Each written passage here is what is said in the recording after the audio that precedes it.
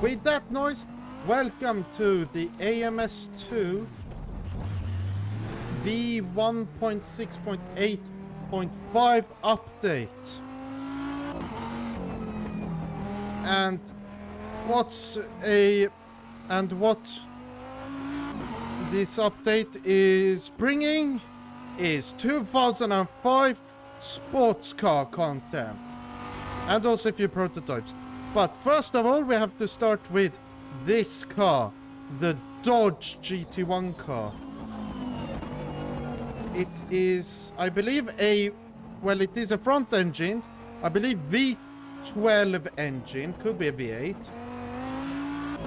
But the startup noise sounds awesome. And I'm also driving it around Spa 2005 Endurance, and the only real difference is the pits, which you saw from me exiting. And that was basically about this. And also, because they have added TAA, I actually prefer TAA. So that's what I'm using. I'm using it now. The only thing I've changed is TAA and increased sharpening to 300. I believe that TAA could be improved because if you look at the banner, it doesn't look super clean. But then I'm more focusing on the actual track, and on the track it looks quite good. Now to the car. Well, the car handles quite well. I don't like this car that much because it is a front engine car, and front engine cars have really become like worse handling using the default setup in AMS2, in my opinion. So I've started to prefer rear and mid-engine cars. And then this layout is basically the same as the layouts we have in AMS2 of Spa, except for this final chicane, which is an extended bus stop, as you could see there. But these cars are really lovely. And then the track feels also very narrow, you could say. And also the brakes in this car and also the slower GT cars from this year, from 2005, the brakes feel not that good. And then also, you can see in Spa here, I have to lift off quite a bit to actually get through there. Obviously with setups you can fix it, but I am thinking from like a default setup perspective, and I don't fully like this car. So let's jump into a car in this pack, which might not be the car which was the newest one at the time from this brand, but it was one which was actually used to help win around Bathurst. And that is the Porsche C5R. And how this helped win around Bathurst is because there was the Bathurst 24-hour race, and this also camera view isn't the best, but it was the the Bathurst 24 hours, and both years were won by a Holden Monaro. And what engine did it use? A modified version of the engine in this car, a 7-liter V8. And this car also handles a bit sluggishly, I would say. A bit better than the other cars, but still not my favorite. It still handles very well, I should say. And also you have that screen there, which I find very cool. And another thing with these cars, which is you will more clearly see in the GT2 cars when we get there, are that the brakes aren't the best. Now I don't fully know what it is, but I have a theory.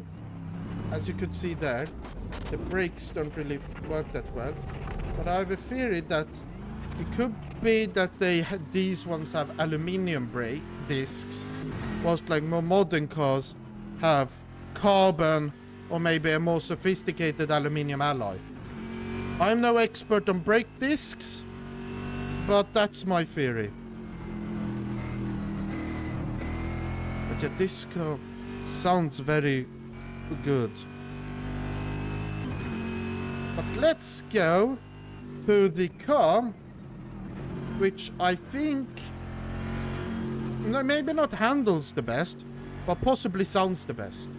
And that is the Aston Martin DBR9.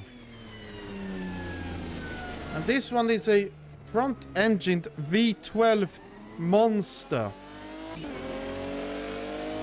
So this one handles not the best, it's quite understeery, but it sounds very good. Maybe not the best in the vehicle, but when we go to the track camera, then you will hear what I am talking about.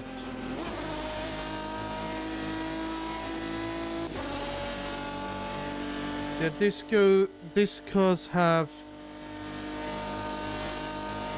you can see they skip a bit around the track, which is interesting.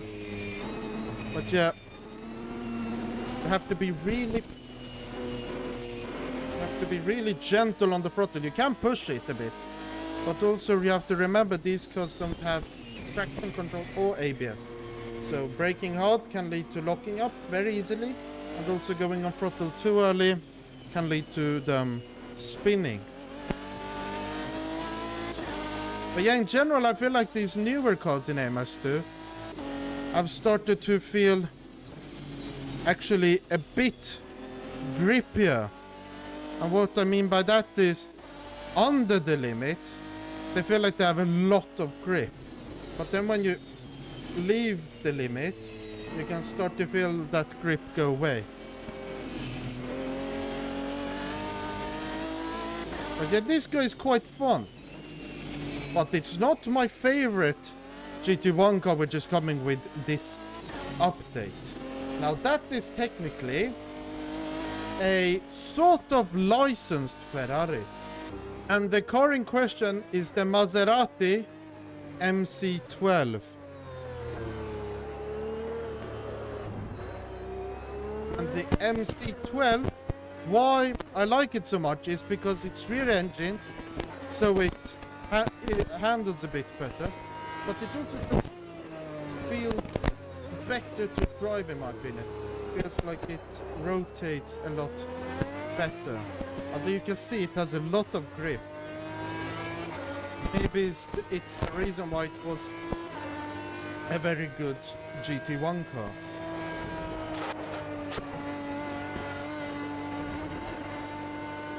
Because you can hear the car sounds quite good too.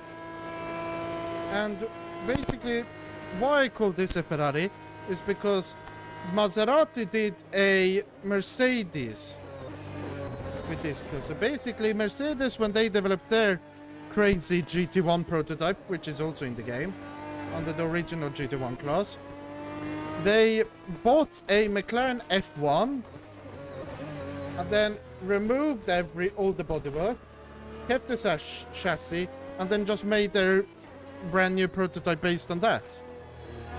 So what Maserati did is they took a Ferrari Enzo, stripped all of the bodywork off, kept the chassis, or had the chassis, and then modified it, the actual car's bodywork and stuff, to be longer, which I believe made it maybe not turn as well, but it also has a higher top speed than the Ferrari Enzo. So it actually became a good car.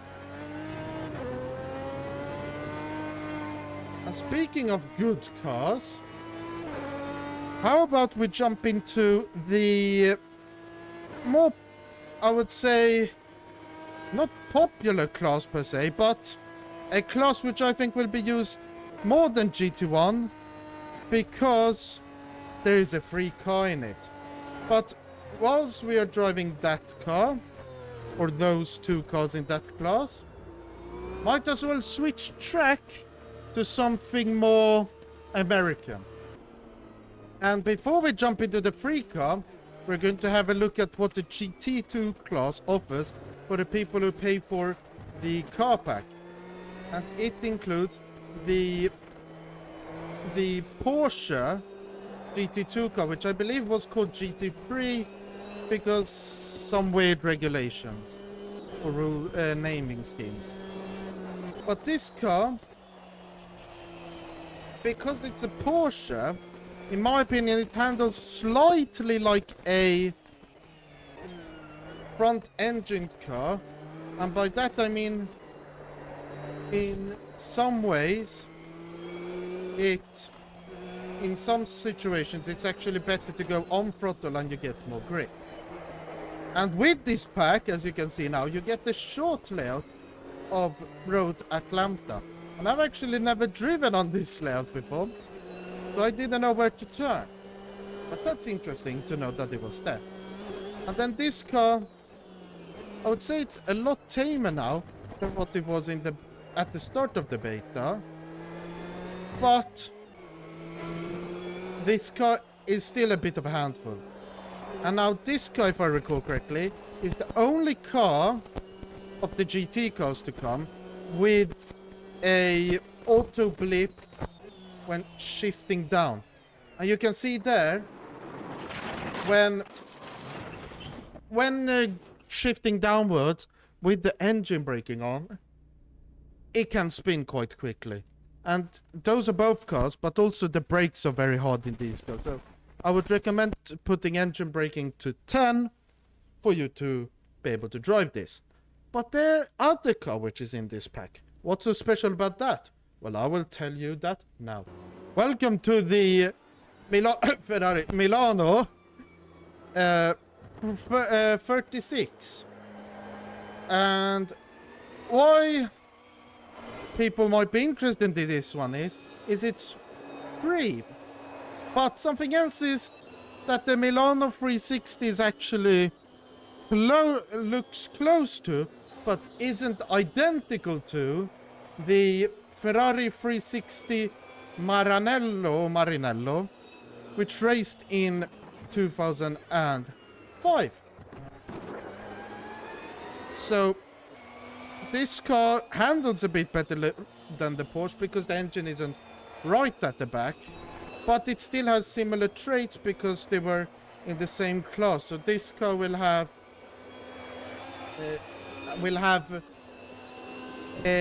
worse like bad brakes, you could say. So if you lock up, you lock up.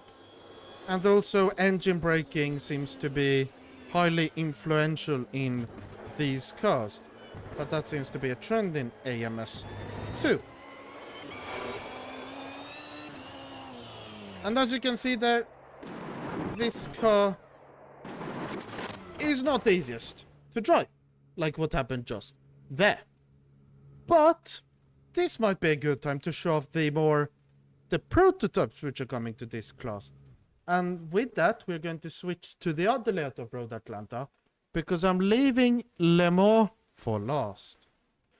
And whilst we're choosing the cars, I can show off the cool new logos, which are for most cars. Seems like LMDH might have gotten a little touch up, but it doesn't look too different. So most of these, with maybe not RX, but most of them have actually gotten new logos. I really like this one. And obviously, yeah, I'm working on the 2005 liveries. I'm currently working on this one and another one. But you can see it looks slightly blurry with using TAA, which I sort of do not like. But it's a slight trade-off I'm happy to make. I will obviously have to adjust the settings, but yeah, that's some fine-tuning to do. Now let's jump into the Audi, and let's jump into Road Atlanta 2005. And before we jump onto that track, please hit the like button and also subscribe if you like this video. I want to see more content from me. I will be making some update-related videos, obviously when each update comes, but maybe next week's video will be related to the physics changes which have come this update, because I usually check the GT3 cars because they always seem to change recently. But now, let's jump into the LMP1 car. And before you say, oh, is this the diesel one? It is not the diesel one.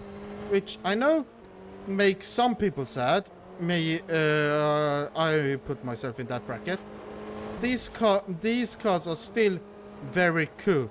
Because they're open-top prototypes from the early 2000s under Le Mans. So they might not be the world's quickest prototypes, but they're still very fun to drive. And I mean, they don't feel that... In reality, they don't feel like super hard to drive. But obviously, I'm not maybe pushing it like a full 100%. But I think it's still good when thinking about how good how AMS2 cars handle, I would say.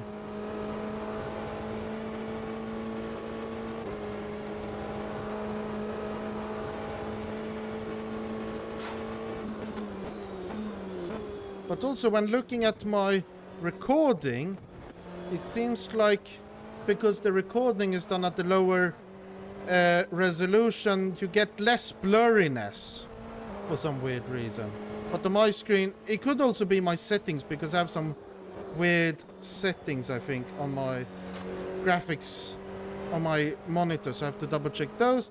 But yeah, you can see there the locking up is quite easy.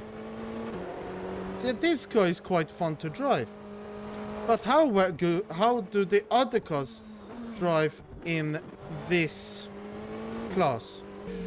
Well, the Courage C60 does handle quite nicely, as you can see too here. I believe they are in the same class. Well, they are in the same class, so they should handle roughly similarly. But I believe the Courage and the other car in this class, which you will be seeing, okay, so let's restart that. But yeah, these cars do handle quite differently, because around Le Mans, I believe these cars were allowed to be actually quicker over one lap, and also in top speed terms compared to the Porsche. But these didn't win. And also when we get to the LMP2 cars, those are also supposed to be similar performance-wise, because apparently in 2003 a LMP2 car won the whole thing. But you can see these cars are very fun because you can just push them and you will easily know if you have pushed too far.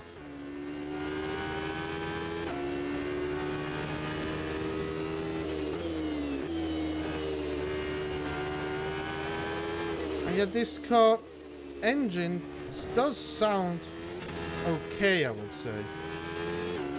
I mean, the next car, I believe it's the LMP2 cars where one sounds completely different trackside to onboard, but I can't fully explain it currently, but maybe in a few weeks when I've done more of my acoustics related course, I could be able to explain to you why it sounds differently. But yeah, let's now jump into the final LMP1 car of this class, which I believe actually got pole in Le Mans in 2005. Okay, so I was a bit wrong. I thought it was the Pescarolo, but if I recall correctly now, the Pescarolo was just a different chassis of the Courage. I also believe the Reynard 2KI was also the same chassis as Courage, but just different names, so slightly different. But this guy is also interesting. And they have also alternator there, which I don't fully know why they have shown there. So maybe if someone in the comments knows why they have the alternator shown there, that would be useful for me and the other people.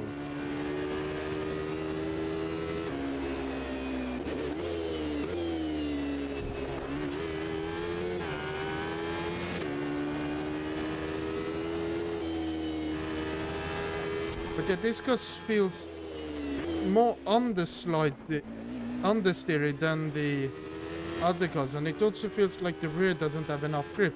So this feels like a less refined LMP1 car, I would say. And then yeah, the brakes feel very weird.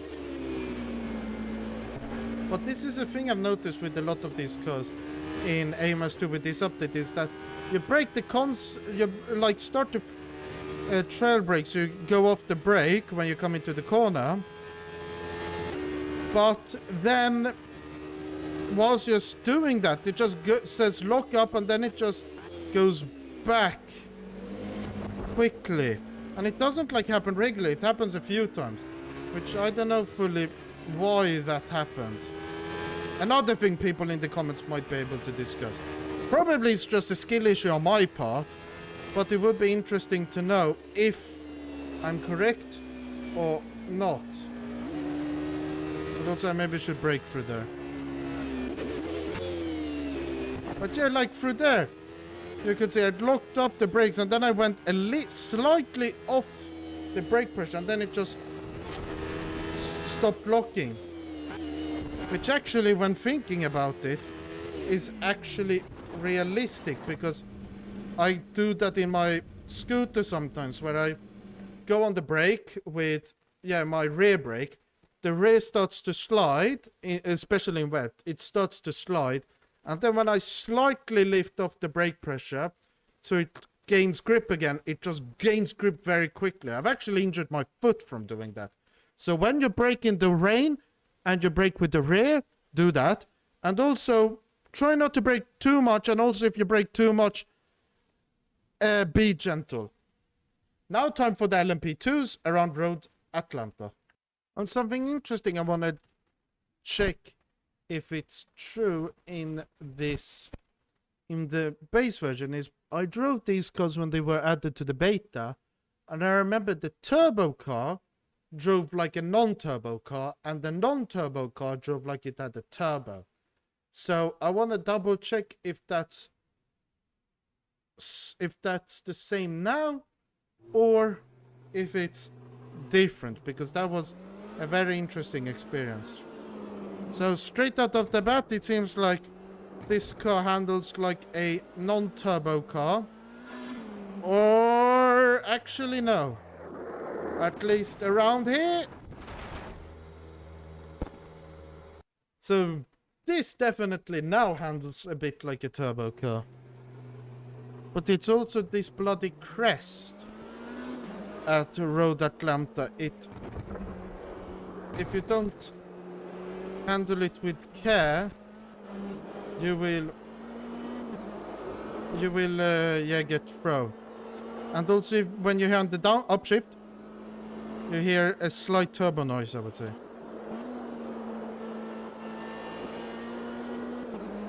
But yeah, you slightly hear the turbo. But yeah, these LMP2 cars feel actually a bit better. If I recall correctly, these cars are lighter than the LMP1 cars. I believe they had two rules, LMP900 and LMP725 or something like that. But one was significantly heavier than the other, I remember.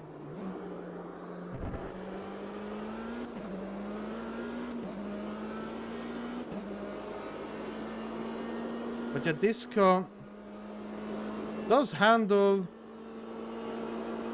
quite well. I mean, it's nothing like, oh my god, it's super easy. But it's not like, oh my god, a Formula 1 car from like the huge like the Lotus 98T, where you get turbo lag and then, oh my god, you have to try and wrap your brain around the turbo lag and try and keep up.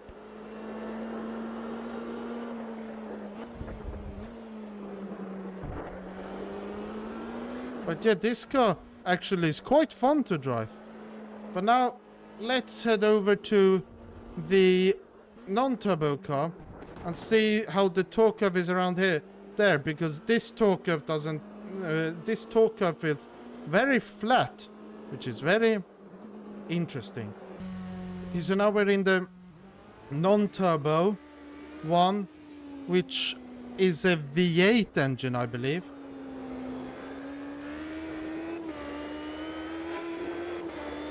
And also, I forgot to mention, all of the cars in the DLC and the tracks are all free over the weekend, I believe.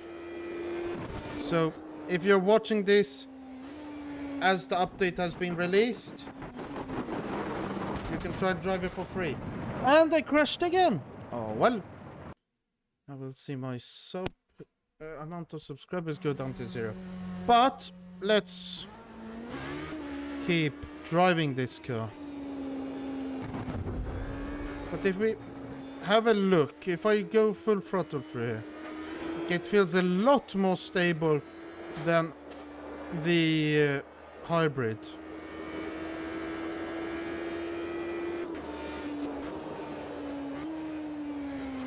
Okay, yeah, even though the tires seem to be green, they are not green, I would say.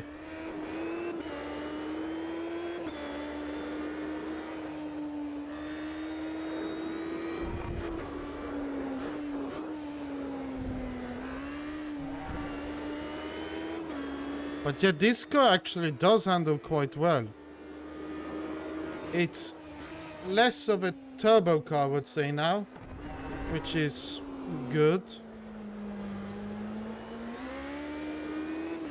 Yeah, this car handles very well. But it's not the car I would say handles the best out of all cars in this update. That goes to the final car of this update, which we will be driving around Le Mans 2005 after I finish this lap. I also need to figure out that last corner because I seem to cut it all the time, which is a bit annoying.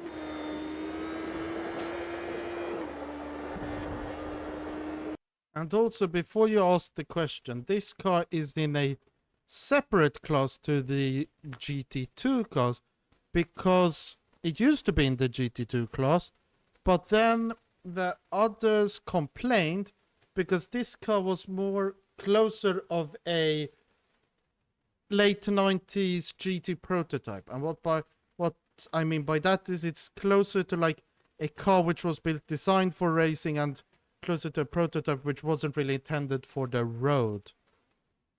So yeah, it got kicked out of the GT2 class, but then some weird things happened, so you have to read up on it. It is a complicated history. But now, we're going to drive it around Le Mans. And why I chose this car specifically around Le Mans is because I drove this car for like 5 laps around Le Mans straight. So I think I know Le Mans in this car quite well. I mean, the general aura of the track feels very different, I would say, to the modern layout. But the most significant change is this. So instead of it being a long sweeping corner which leads into this tight chicane, this one is a shorter chicane, and it's also quite a bit quicker. Then also, I believe it's Tetre Rouge is also a bit tighter. But this car is like, feels very easy to drive, I would say. Also, I believe I could do lap Silverstone a few seconds quicker in this car than compared to the other GT2 cars. You also see the wall here is a lot closer, And also the wall, yeah, from Tete Rouge is a bit closer and narrow, and I believe they changed it after a fatal crash. And I really look forward to being able to just go straight here at the Hondeers Strait or something like that. I believe that's the official name, whilst in common language it's just called the Mulsanne Strait. It would be in folkmun in Swedish, that in folkmun it's called the Mulsanne Strait. But I really look forward to having that bloody long straight. It will be a very fun thing to drive. And also this car you can brake really late. And also the brakes I would say are closer to GT2 spec brakes. But it's no... It's like, it's a bit better than GT2 brakes, but it's still close. It's a closely related brake system, so you still have that locking, easy locking feeling.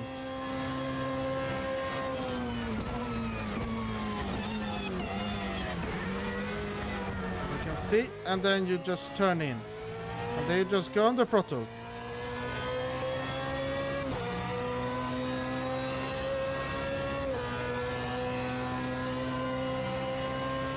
And as you can see, the best lap time I could do around Le Mans during that test session on Tuesday, as the week of recording this and uploading this, was a 4:09.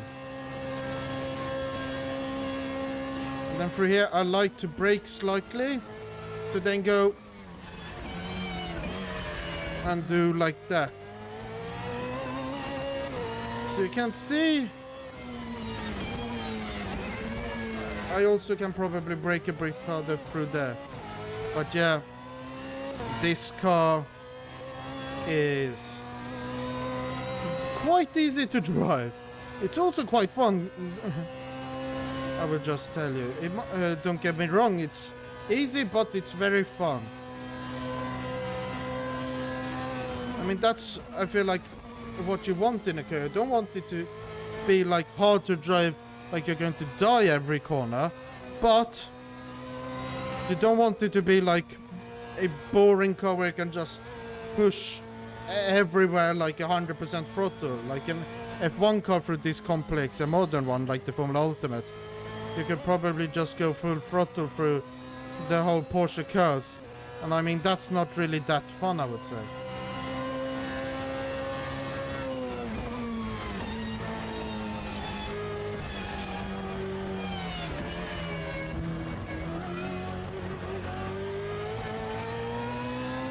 But yeah, that was a lap of Le Mans, a 4:07. And the end of this sort of video. But quickly, maybe before we end this video, we can have a quick look at the changelog. So you can clearly see here, they have a video linked, which they have on YouTube. You have the cars. The pack, I believe, yeah. I believe the pack here is $10, €10. So 11 cars for €10. And then that was the, endurance pack. And then the historical track pack, €10 for 4 layouts. So I would still say it's worth every penny.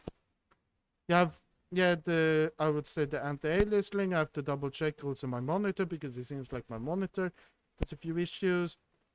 Auto-loading setup has a few changes.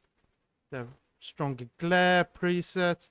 Physics, they have changed physics quite a bit on GT3s, GT1, Group C, BMW M1 Pro Car, and LMDH GTP. So you basically have to start fresh.